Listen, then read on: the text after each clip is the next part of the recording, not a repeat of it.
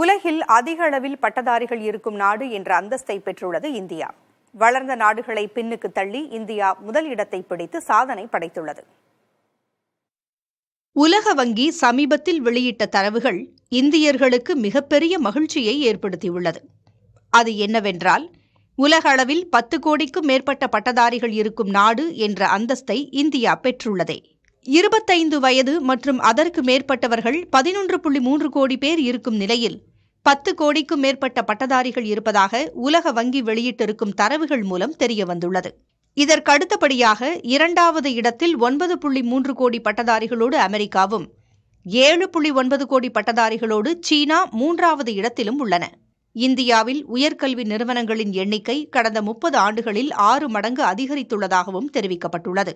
இந்தியாவில் மிகப்பெரிய இளைஞர் பட்டாளம் உயர்கல்வி தகுதியை பெற்றிருப்பதாக கூறியுள்ள உலக வங்கி, ஆனால் அவர்களுக்கான வேலைவாய்ப்பு குறிப்பிடத்தக்க அளவில் இல்லை என்ற கருத்தையும் முன்வைத்துள்ளது.